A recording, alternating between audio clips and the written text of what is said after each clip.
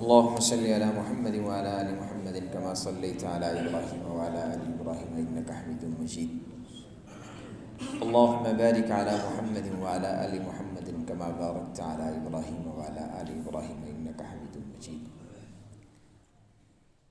مصطفیٰ کا حضرت صدیق یار غار ہے،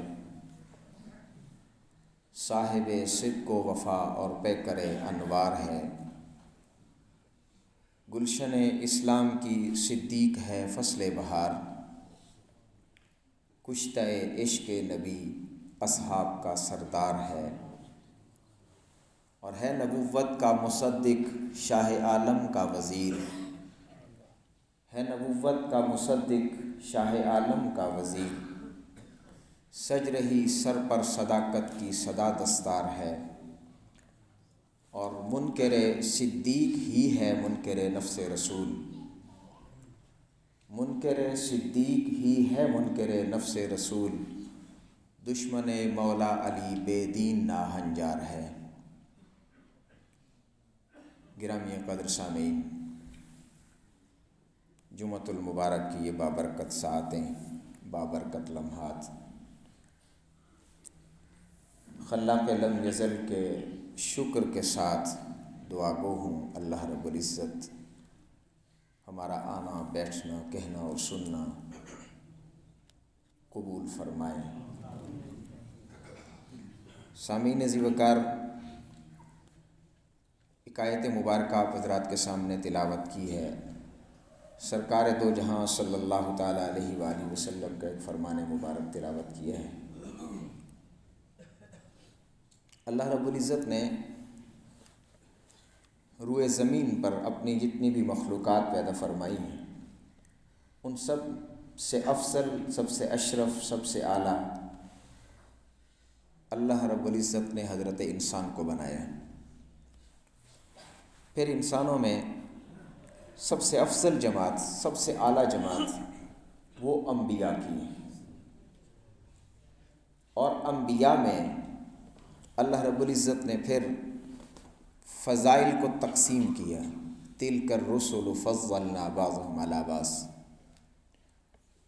ان رسولوں میں، ان انبیاء میں، پیغمبروں میں سب سے افضل، سب سے اشرف، سب سے اعلیٰ میرے اور آپ کے محبوب پیغمبر سرکار دو عالم سید الانبیاء سرور دو جہاں جناب محمد مصطفیٰ صلی اللہ علیہ وآلہ وسلم کی ذات گرامی ہے.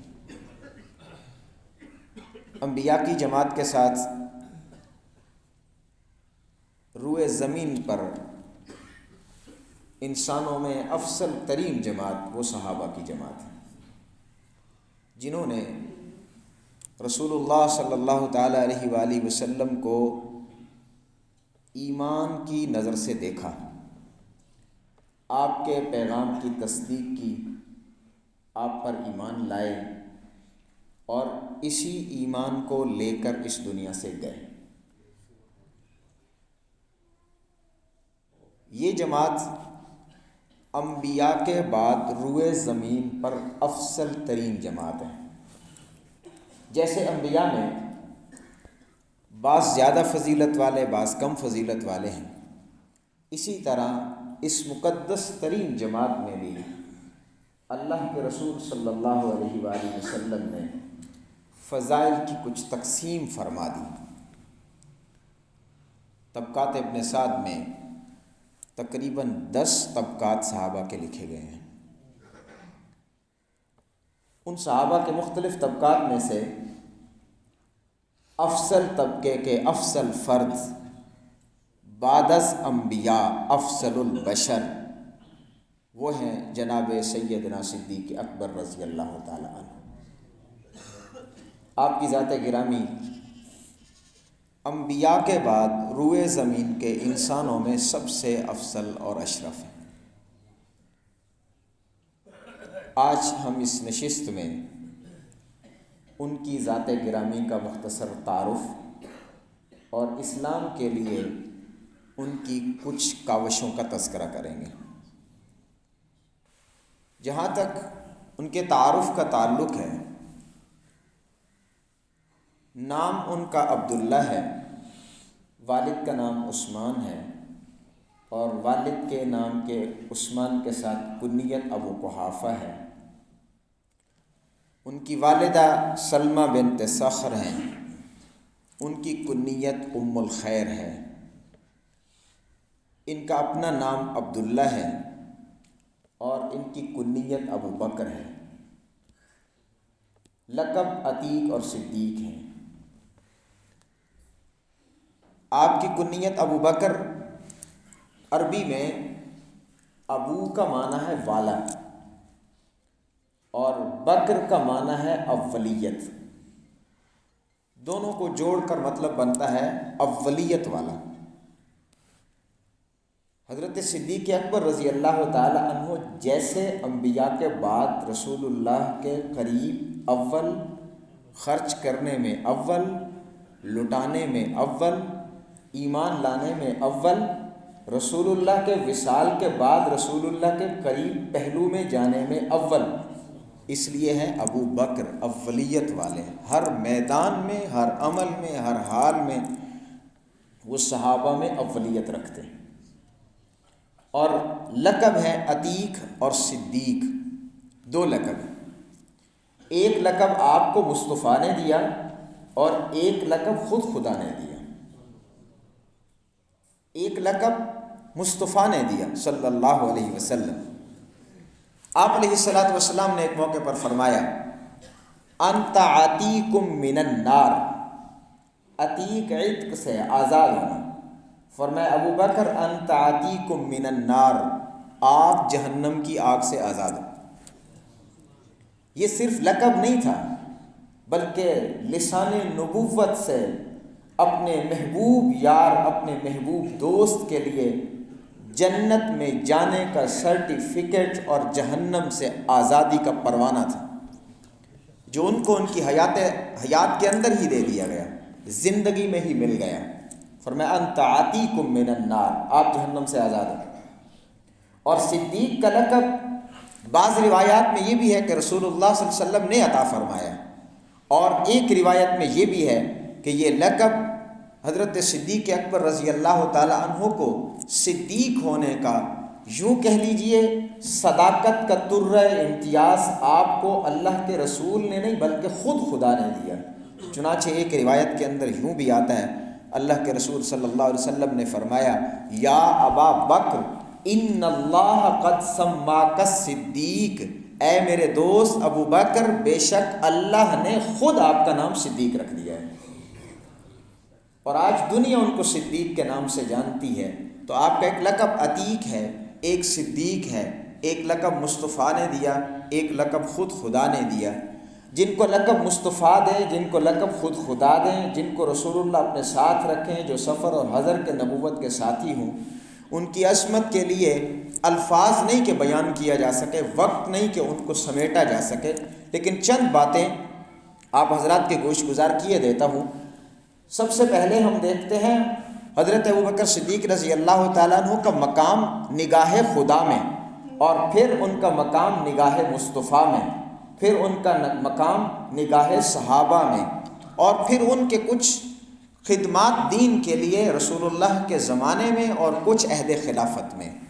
ہم سب سے پہلے پہلو کو دیکھیں کہ ان کا مقام اللہ کی نظروں میں کیا ہے، تو ہمیں جانا ہوگا اس سور کی غار کے اندر جس میں دو ہی لوگ ہیں، ایک مصطفیٰ ہیں اور دوسرے صدیق اکبر رضی اللہ تعالیٰ عنہ ہیں۔ اور یہ وہ لمحات ہیں، یہ وہ وقت ہے، یہ وہ گھڑیاں ہیں جہاں مصطفیٰ کا چہرہ ہے، صدیق اکبر کی نگاہیں ہیں، دیکھنے والے اکیلے ہیں۔ اس لطف اور اس دیدار میں ان کا کوئی شریک بھی نہیں ہے۔ کسی نے حضرت عمر رضی اللہ تعالیٰ عنہ سے کہا تھا آپ افضل ہیں یا ابو بکر، تو حضرت عمر رضی اللہ تعالیٰ عنہ نے رو کر فرمایا کیا سوال کرتے ہو، میں افضل یا ابو بکر؟ میری تو ساری زندگی کی نیکیاں ابو بکر کی اس ایک رات کا مقابلہ نہیں کر سکتی جس رات محمد کا سر تھا، ابو بکر کی گود تھی، پیغمبر آرام فرما رہے تھے، مجھ صدیق اکبر دیدار کر رہے تھے۔ قرآن نے اس کا نقشہ کھینچا اور فرمایا ثانی اثنین اذ ہما فی الغار اذ یقول لصاحبہ لا تحزن۔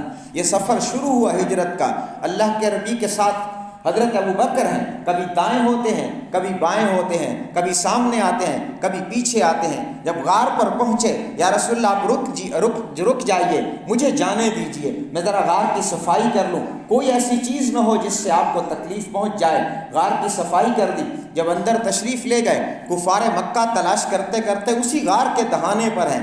حضرت ابوبکر صدیق رضی اللہ تعالیٰ عنہ گھبرانے لگے، اور گھبرا کر اللہ کے رسول صلی اللہ علیہ وسلم سے فرما رہے ہیں، یا رسول اللہ صلی اللہ علیہ وسلم، اگر ان لوگوں نے اپنے قدموں کی طرف دیکھ لیا تو یہ ہمیں دیکھ لیں گے۔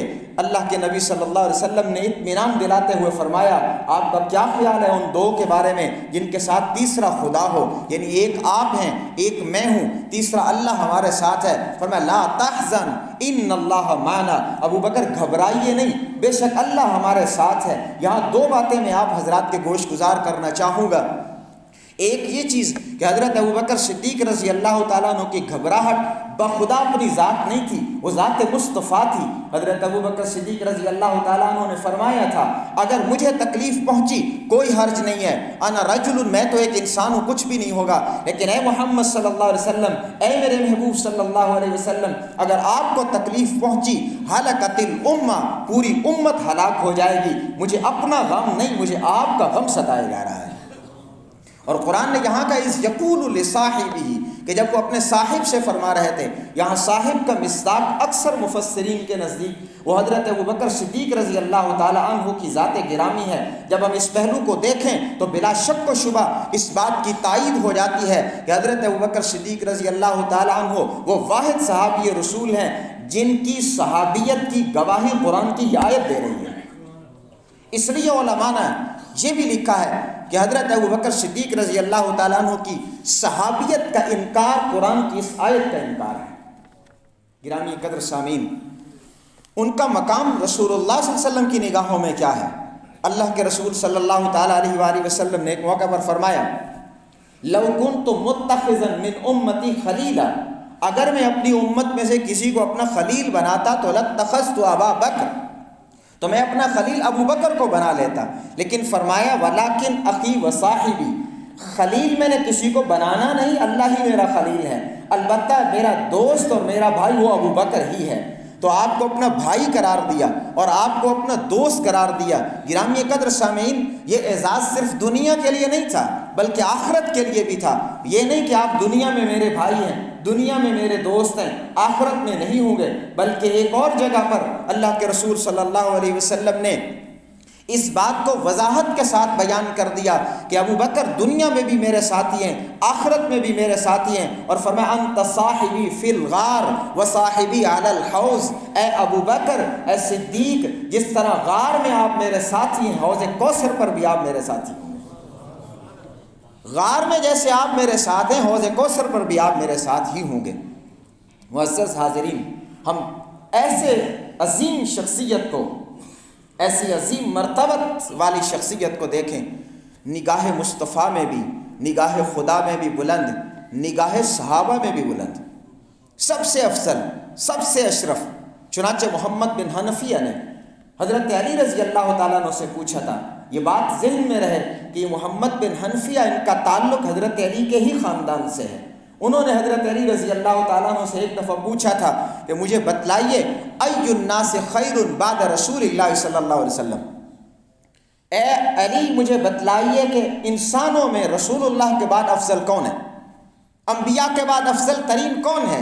تو انہوں نے حضرت علی رضی اللہ تعالیٰ عنہ نے فرمایا ابا بکر، یاد رکھنا اس پوری انسانیت میں انبیاء کے بعد افضل اگر کوئی ہے تو وہ ابو بکر کی ذات ہے۔ حضرت عمر رضی اللہ تعالیٰ عنہ جب دنیا سے پردہ فرماتے ہیں اور آپ کو روضہ کے سامنے آپ کی چارپائی رکھی جاتی ہے کہ آپ کو دفنایا جائے گا، آپ کو قبر مبارک میں رکھا جائے گا، تو صحابہ جمع ہیں۔ حضرت ابن عباس رضی اللہ تعالیٰ عنہ فرماتے ہیں کہ ایک شخص آیا، اس نے میرے کندھے پہ ہاتھ رکھا اور ہاتھ رکھ کر کہنے لگا، اے عمر، اللہ آپ پہ رحم فرمائے، آپ پہ رحم فرمائے، مجھے یقین تھا کہ آپ اسی جگہ پر ہی دفن ہوں گے، اور اس کی وجہ یہ تھی کہ میں نے رسول اللہ صلی اللہ علیہ وسلم سے کئی بار سنا تھا، اللہ کے رسول فرماتے تھے کنت و ابو بکر و عمر وانطلقت و ابو بکر و عمر، فرمایا کرتے تھے فعلت و ابو بکر و عمر، رسول اللہ کی زبان سے میں نے جب بھی سنا یہی سنا، میں تھا اور میرے ساتھ ابو بکر بھی تھا اور عمر بھی تھا۔ میں گیا اور میرے ساتھ ابو بکر بھی گیا اور عمر بھی گیا، میں نے یہ کام کیا، میرے ساتھ ابو بکر بھی تھے اور عمر بھی تھے۔ فرمایا میں نے دیکھا ہے زندگی میں جب بھی رسول اللہ صلی اللہ علیہ وسلم نے اپنا ذکر کیا، اپنی کوئی بات کی، تو ساتھ یہ کہا کہ میرے ساتھ ابو بکر بھی تھے، عمر بھی تھے۔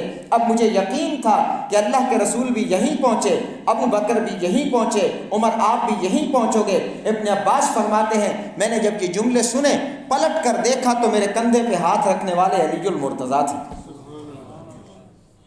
حضرت عمر رضی اللہ تعالی عنہ فرمایا کرتے تھے ابو بکر سیدنا، ابو بکر ہمارے سردار ہیں، وخیرنا ہم میں سب سے بہتر ہیں، واحبنا الی رسول اللہ صلی اللہ علیہ وسلم اللہ کے رسول کو ہم میں سب سے زیادہ محبوب ابو بکر ہیں۔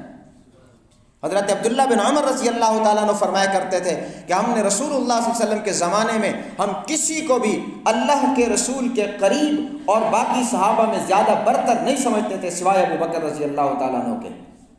اور ایک اور بات، ایک اور جملہ، حضرت ربیعہ بن کعب رضی اللہ تعالیٰ عنہ، کسی بات میں حضرت ابو بکر صدیق رضی اللہ تعالیٰ عنہ سے کوئی چپکلش ہو گئی، آپس میں کوئی بحث ہو گئی، جھگڑے کی صورت بننے لگی، تو حضرت ربیعہ فرماتے ہیں میرے ساتھ میرے قبیلے کے لوگ آ کے کھڑے ہو گئے۔ جب ان کے ساتھ قبیلے کے لوگ کھڑے ہوئے تو انہوں نے سب سے کہا میرے سے پیچھے ہٹ جاؤ، کہیں ایسا نہ ہو کہ ابو بکر یہ سمجھ لیں کہ آپ میرا ساتھ دینے کے لیے آئے ہو۔ اگر انہوں نے یہ سمجھ لیا تو وہ مجھ سے ناراض ہو جائیں گے، ان کو غصہ آ جائے گا، اور ان کو غصہ آیا تو وہ رسول اللہ کو جا کے بتلائیں گے، اور آپ صلی اللہ علیہ وسلم ان کے غصے کی وجہ سے آپ بھی ناراض ہو جائیں گے، اور اللہ کے رسول ناراض ہو گئے تو مجھ سے خدا بھی ناراض ہو جائیں گے، پھر تو ربیعہ ہلاک ہو جائے گا۔ یہ محض جملے نہیں تھے بلکہ یہ ایک پیغام تھا امت کے لیے، انسانیت کے لیے ایک پیغام تھا کہ اللہ کو راضی کرنا ہے تو مصطفیٰ کو راضی رکھنا پڑے گا، مصطفیٰ کو راضی رکھنا ہے تو ابو بکر کو راضی رکھنا پڑے گا۔ یہ خام خیالی ہوگی ہماری کہ اگر ہم ابو بکر کو بیچ سے نکال کر کے یہ سمجھتے ہوں کہ ہم رسول اللہ کو راضی کر لیں گے، ہم یہ سمجھتے ہوں کہ رسول اللہ کی محبت کو حاصل کر لیں گے۔ یہ جملے، یہ واقعہ، یہ الفاظ حضرت ربیعہ رضی اللہ تعالیٰ عنہ کے ہمیں یہ سبق دے رہے ہیں کہ اگر چاہتے ہو خدا کی محبت، چاہتے ہو خدا کے غضب سے بچنا، تو پھر سب سے پہلے ابو بکر کی محبت دل میں بساؤ۔ یہ بسے گی تو رسول اللہ کی محبت آئے گی، یہ محبت آئے گی تو خدا کی محبت خود دل میں آ جائے گی۔ گرامی قدر سامعین، حضرت ابوبکر صدیق رضی اللہ تعالیٰ عنہ نے اپنا تن من دھن سب اسلام پہ قربان کر دیا، اسلام لانے میں اول تھے۔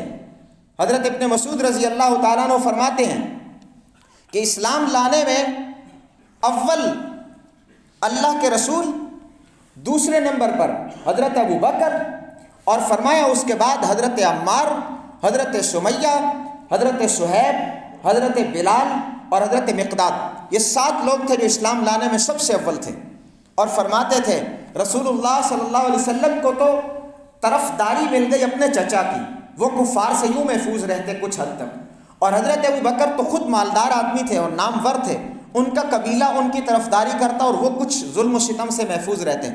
رہے باقی 5 لوگ تو یہ غریب اور نادار تھے، اور ان میں کچھ غلام تھے۔ کفار نے ان کو خوب ستایا، مگر قربان جائیے ابو بکر صدیق رضی اللہ تعالیٰ عنہ پر کہ حضرت ابو بکر صدیق رضی اللہ تعالیٰ عنہ نے اپنا مال جس کو وقف کر رکھا تھا اسلام کے لیے اور اسلام کے خدمت گزاروں کے لیے، ان 5 لوگوں کو کہ جن کا کوئی دفاع کرنے والا نہیں تھا، کفار کے ستم سے بچانے والا کوئی بھی نہیں تھا، حضرت ابوبکر صدیق رضی اللہ تعالیٰ عنہ نے اپنا مال لگا کر ان 5 کو خرید کر آزاد کر دیا۔ جبھی تو حضرت عمر رضی اللہ تعالیٰ عنہ فرمایا کرتے تھے، حضرت بلال رضی اللہ تعالیٰ عنہ سے فرماتے تھے کہ سنو ابو بکر سیدنا، ابو بکر ہمارے سردار ہیں، واتق سیدنا یعنی بلالن، اور ہمارے سردار بلال کو انہوں نے خرید کر آزاد کر دیا۔ اپنا مال تن من لگایا اور اسلام لانے میں سب سے اول بھی تھے۔ اسی لیے قرآن نے کہا ہے والذی جاء بالصدق وصدق به اولئک هم المتقون۔ صدق به کی تفسیر میں بعض حضرات نے لکھا ہے کہ اس کا مصداق حضرت ابوبکر صدیق رضی اللہ تعالیٰ عنہ۔ سامعین گرامی قدر، اسلام صرف یہ نہیں کہ خود قبول کیا بلکہ دعوت و تبلیغ کے اولین علمبردار بھی بنے۔ چنانچہ انہی کی تبلیغ کا نتیجہ تھا کہ حضرت عثمان رضی اللہ تعالیٰ عنہ مسلمان ہو گئے، انہی کی تبلیغ کے نتیجہ میں۔ انہی کی تبلیغ کے نتیجہ میں حضرت زبیر مسلمان ہوئے، حضرت طلحہ مسلمان ہوئے، حضرت عبد الرحمن بن عوف مسلمان ہوئے، حضرت سعد بن ابی وقاص رضی اللہ تعالیٰ عنہ مسلمان ہوئے۔ یہ 5 جلیل القدر صحابہ، ان کے اسلام لانے کی وجہ حضرت ابوبکر صدیق رضی اللہ تعالیٰ عنہ بنے ہیں۔ اور یہ ساتھ کہتا چلوں کہ یہ 5 ایسے جلیل القدر صحابہ ہیں کہ تاریخ اسلام میں جن کو عشرہ مبشرہ کہا جاتا ہے، کہ وہ 10 لوگ جنہیں رسول اللہ نے زبان مبارک سے جنت کی بشارت دی ہے، ان 10 میں سے 5 یہی صحابہ ہیں جن کے اسلام لانے کے سبب اور وجہ ابو بکر بنے۔ اپنا سب کچھ اسلام کے لیے قربان کیا، مال، تن، من، دھن سب قربان کیا۔ اور جس وقت رسول اللہ صلی اللہ تعالیٰ علیہ وآلہ وسلم کا وصال مبارک ہوا تو یہ ایک المناک واقعہ تھا، صحابہ اسے برداشت نہیں کر رہے تھے۔ حضرت عمر رضی اللہ تعالیٰ عنہ نے تلوار ننگی کی ہوئی ہے اور لوگ کہتے ہیں رسول اللہ صلی اللہ علیہ وسلم وصال فرما گئے، فرماتے مت کہو ایسا۔ حضرت ابوبکر صدیق رضی اللہ تعالیٰ عنہ تشریف لائے، حضرت عمر رضی اللہ تعالیٰ عنہ یہی کہہ رہے ہیں کہ اللہ کے رسول نے وصال نہیں فرمایا۔ حضرت ابوبکر فرماتے ہیں بیٹھ جاؤ، نہیں بیٹھتے، اس لیے کہ اس وقت یہ حادثہ اتنا ہے کہ جو برداشت میں نہیں آ رہا۔ مگر قربان جائیں، حضرت ابوبکر صدیق رضی اللہ تعالیٰ عنہ پر سیدھا حجرے میں تشریف لے گئے، رسول اللہ صلی اللہ علیہ وسلم کی پیشانی کا بوسہ لیا، باہر تشریف لائے تو پھر لوگوں میں ایک چند جملے کہے اور ایک آیت مبارکہ پڑھی کہ سب لوگوں میں سناٹا ہو گیا۔ وہ المناک کیفیت وہ تھم گئی ایک دم سے، جو افراتفری کی صورت بن رہی تھی وہ ختم ہو گئی، اور آ کر کے فرمایا تھا فَمِنْكُمْ مَنْ يَعْبُدُ مُحَمَّدًا صلی اللہ علیہ وسلم فَإِنَّ مُحَمَّدًا قَدْ مَاتَ۔ لوگوں سن لو، تم میں سے جو اپنے رکوع اور سجود محمد صلی اللہ علیہ وسلم کو کرتے تھے تو انہیں معلوم ہو جانا چاہیے کہ اللہ کے رسول تو ہم سے آج جدا ہو چکے۔ لیکن یہ بھی یاد رہے وَمِنْكُمْ مَنْ يَعْبُدُ اللَّهَ، تم میں سے جو اللہ کی عبادت کرتا تھا تو اسے یاد رکھنا چاہیے فَإِنَّ اللَّهَ حَيٌّ لَا يَمُوتُ، وہ اللہ جیسے کل بھی زندہ تھا ویسے آج بھی زندہ ہے۔ اور ایک آیت مبارکہ سورہ آل عمران کی تلاوت فرمایا وما محمد الا رسول قد خلت من قبله الرسل افإن مات او قتل انقلبتم على اعقابكم ومن ينقلب على عقبيه، فرمایا سن لو کہ محمد صلی اللہ علیہ وسلم بھی اللہ کے رسول ہیں، پہلے بھی اللہ کے رسول آئے اور وہ چلے گئے، اور اگر محمد صلی اللہ علیہ وسلم اس دنیا سے چلے گئے تو کیا تم اپنے قدموں پہ پلٹ جاؤ گے یا دین پر ثابت قدم رہو گے؟ یہ جملے ارشاد فرمائے۔ حضرت ابن عباس رضی اللہ تعالیٰ عنہ فرمایا کرتے تھے اللہ کی قسم جب حضرت ابوبکر نے یہ آیت تلاوت کی تو ہمیں لگتا تھا کہ یہ آیت اتری ہی آگے، ہم نے پہلے شاید کبھی سنی ہی نہ۔ اتنے بڑے المناک حادثہ اور اتنی بڑی افراتفری کی صورتحال میں اگر اس کو کوئی سنبھال سکتا ہے تو وہ ابوبکر سنبھال سکتا ہے۔ انہوں نے سنبھالا اس کو۔ گرامی قدر سامعین، پھر حضرت ابوبکر صدیق رضی اللہ تعالیٰ عنہ نے خلافت کے بعد خطبہ دیا لوگوں کو، اور اس خطبہ میں ایک واضح پیغام دیا تھا۔ فرمایا یاد رکھو میں تم سے افضل نہیں ہوں لیکن تمہارا والی بنایا گیا ہوں۔ اب جب والی بنا دیا گیا ہوں تو میں اچھا کام کروں تو میرے ساتھ تعاون کرو، اگر میں غلط کام کروں تو مجھے سیدھا کر دو۔ امیر المؤمنین ہیں، حاکم وقت بن رہے ہیں، لیکن جملے کیسے ارشاد فرمائے، اور ساتھ یہ بھی فرما دیا کہ تمہارا ضعیف میرے نزدیک قوی ہے جب تک میں اس کا حق دوسرے سے لے نہ لوں، اور تمہارا قوی میرے نزدیک ضعیف ہے جب تک میں اس سے دوسرے کا حق دلوا نہ دوں۔ یہ پیغام تھا لوگوں کے لیے کہ کوئی ضعیف، کوئی کمزور پریشان نہ ہو کہ اللہ کے رسول چلے گئے تو اب ان کی سنوائی کون کرے گا۔ کوئی قوی اور طاقتور اس ذوق میں مبتلا نہ ہو جائے کہ اب ہمیں کون پوچھ سکتا ہے۔ حضرت ابوبکر صدیق رضی اللہ تعالیٰ عنہ نے کمزوروں کو ڈھارس بندھا دی اور قوت والوں کو خبردار کر دیا کہ جس طرح رسول اللہ کے زمانے میں آپ کی قوت کچھ کام نہیں آتی تھی، ظلم و ستم کی صورت میں، غریبوں کا حق لینے اور حق مارنے کی صورت میں اگر آج بھی کوئی قدم اٹھائے گا تو ابوبکر اس کے ہاتھ اور قدم کو توڑ ڈالے گا۔ یہ پیغام تھا ان کے لیے۔ گرامی قدر سامعین، ایک لشکر جسے روانہ کیا رسول اللہ صلی اللہ علیہ وسلم نے، لشکر اسامہ، کچھ ہی فاصلے پر گیا تھا کہ رسول اللہ کے انتقال وصال کی خبر آ گئی۔ یہ لشکر وہیں سے واپس ہوا، حضرت ابوبکر صدیق رضی اللہ تعالیٰ عنہ خلیفہ بنے، اب اس لشکر کو روانہ کرنے کا ارادہ فرمایا تو صحابہ کرام آ گئے، اے امیر المؤمنین ہم آپ سے درخواست کرتے ہیں کہ ابھی حالات بڑے کشیدہ ہیں اور بڑی عجب صورتحال بنی ہوئی ہے، کہیں منکرین زکوٰۃ سر اٹھا رہے ہیں تو کہیں ختم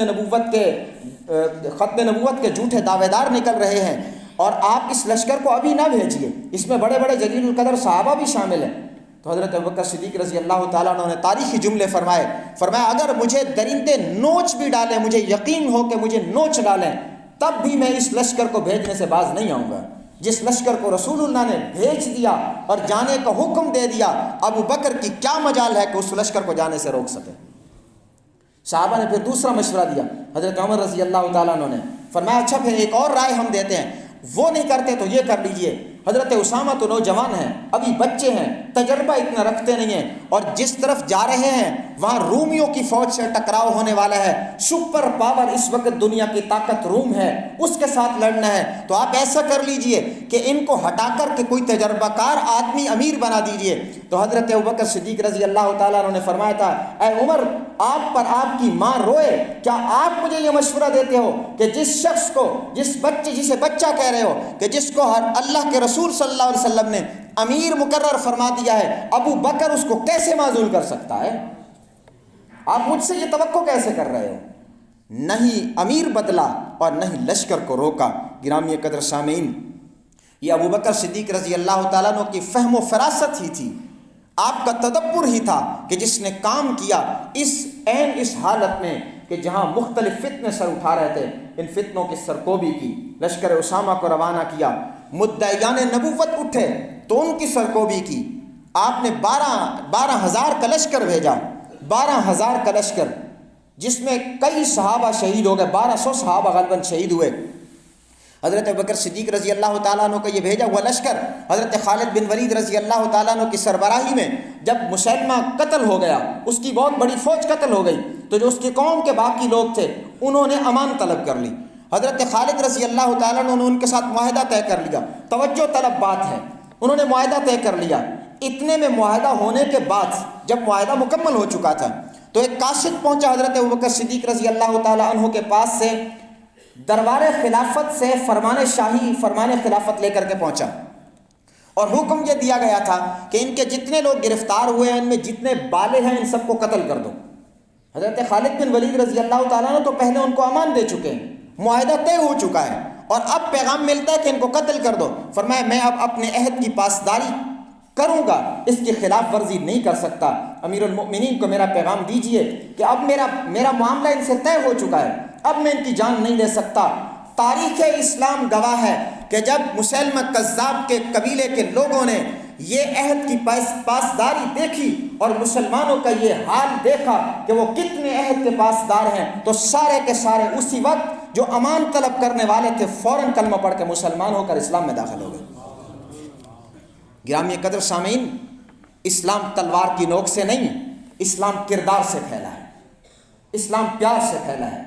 آج مسلمانوں کا کردار داغدار ہو گیا، آج ہم عہد کے پاسدار نہیں رہے، آج ہم دھوکے باز بن گئے، ہماری زبان غلط ہو گئی، ہمارے کردار ٹھیک نہیں رہے۔ اگر ہم کردار کے سچے اور صاف آج بھی بن جائیں تو پھر کفار کے خلاف ہمیں تلوار اٹھانے کی ضرورت نہیں، ہمارے کردار سے لوگ کلمہ پڑھیں گے۔ اللہ رب العزت ہمیں ایسا بنائے۔ منکرین زکوٰۃ نے سر اٹھایا تو ان کی سرکوبی حضرت ابوبکر صدیق رضی اللہ تعالیٰ عنہ نے فرمائی۔